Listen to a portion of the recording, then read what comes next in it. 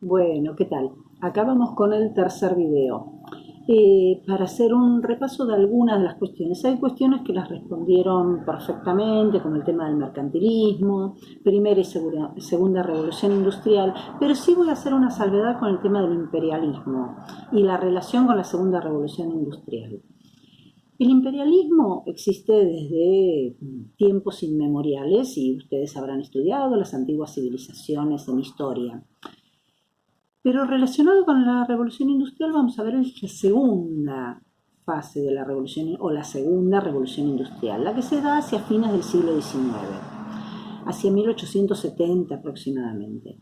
Esta segunda revolución industrial va a generar nuevas formas más avanzadas de ese capitalismo, donde no solo se va a dar la aparición de nuevos elementos como el petróleo, como la electricidad, eh, el acero, lo que va a dar origen también al desarrollo de la industria del automóvil, por ejemplo, y de otro tipo de industrias, y además va a generar que con la electricidad también se pueda producir las 24 horas, porque hay luz disponible en las fábricas o los ambientes de trabajo, sino que va a significar un proceso de concentración y centralización de capital, al que después me voy a detener.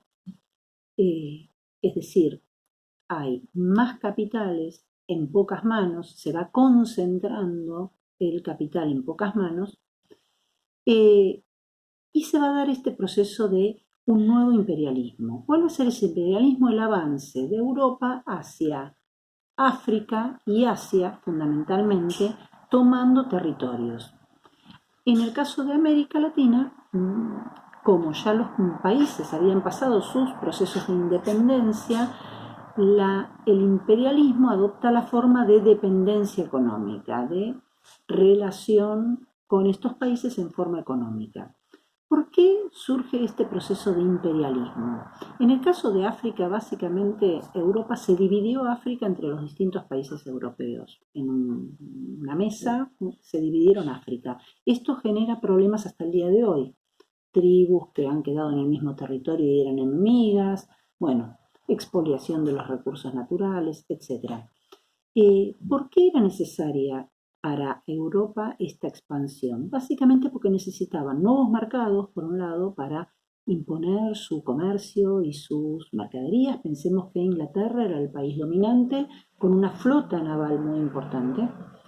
Y por el otro lado, porque necesitaban nuevas materias primas. Si se van a producir automóviles, se necesita caucho, se van a necesitar elementos de la industria química, se van a necesitar recursos naturales para alimentar a la población y para alimentar a las fábricas. Y esto hace que Europa avance sobre otros continentes. Se va a necesitar, por ejemplo, para la industria del ferrocarril quebracho, entonces se va a buscar esto. Se va a necesitar cobre para la industria eléctrica y Chile es el país que lo provee. Y así en distintos lugares, Brasil produce caucho, o producía caucho natural, hasta que luego se va a lograr el caucho sintético. Pero básicamente es esto, es buscar nuevas materias primas y buscar nuevos mercados de quien compre, porque pensemos que las clases trabajadoras europeas, la mayoría de la población europea, no tiene capacidad de compra, porque viven en condiciones paupérrimas. Esto vamos a ver en el próximo tema. Y lo vamos a vincular con el Día del Trabajo, que justamente es el 1 de mayo. Entonces, esto es lo que vamos a ver como un proceso imperialista. En Asia o en varios países de Asia y sobre todo en África, se va a dar a través del colonialismo directo, tomar países en forma de colonias.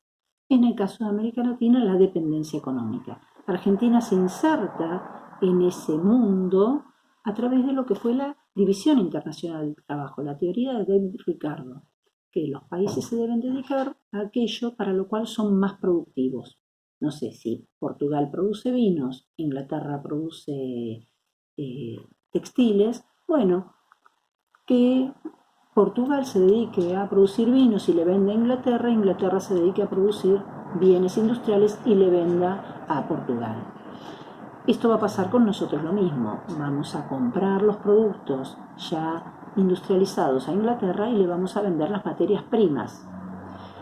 Curioso, nosotros tenemos materias primas para producir bienes textiles, algodón, lino, lana, y sin embargo no podíamos llevar adelante esa industria. ¿Por qué? Porque se lo teníamos que comprar a Inglaterra. Esta era la lógica de la División Internacional del Trabajo, que a muchos países por un tiempo les sirvió, digamos, pero que cada vez hizo las brechas más grandes entre países desarrollados y subdesarrollados o no desarrollados directamente.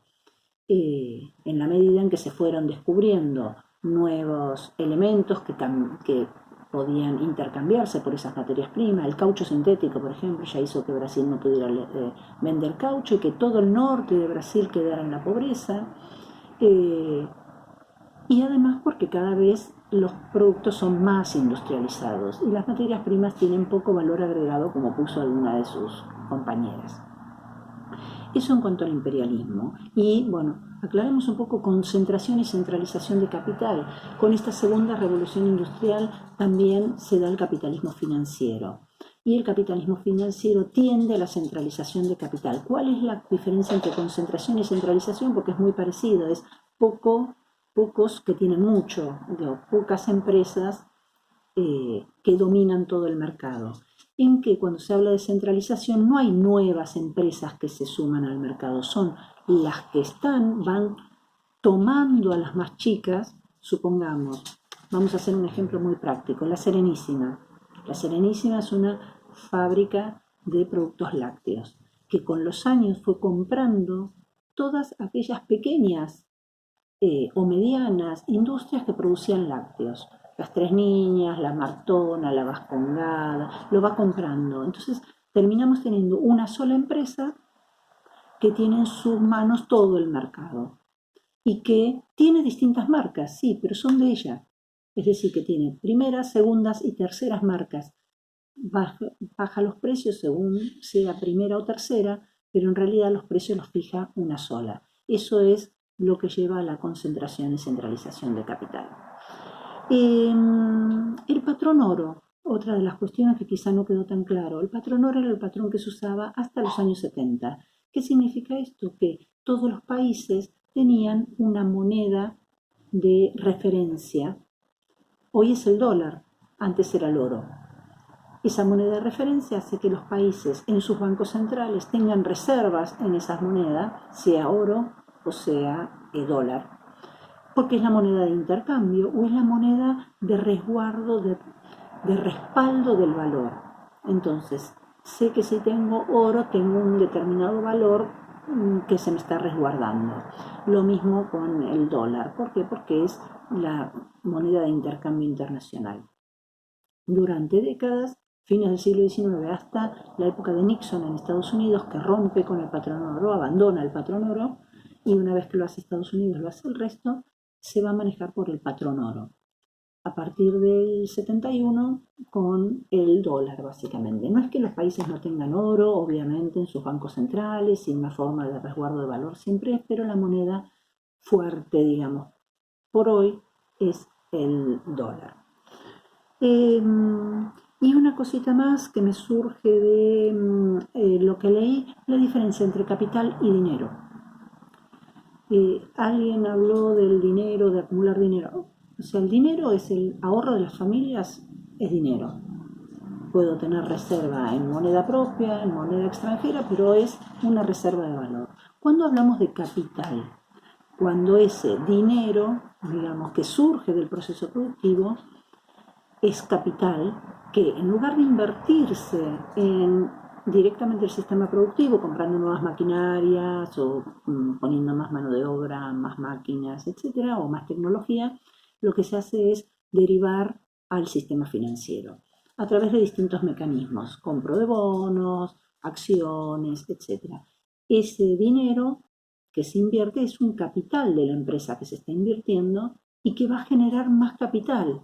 ¿Cuál es la diferencia entre ambos? En el caso del capital productivo, es un capital que genera bienes, que genera servicios, que genera más desarrollo en la sociedad. En el caso del capital financiero, en realidad lo que está generando es una acumulación de capital sin una contraparte para esa sociedad, sin una contraparte de más trabajo o mejoras o desarrollo a esa sociedad, sino simplemente una acumulación más grande.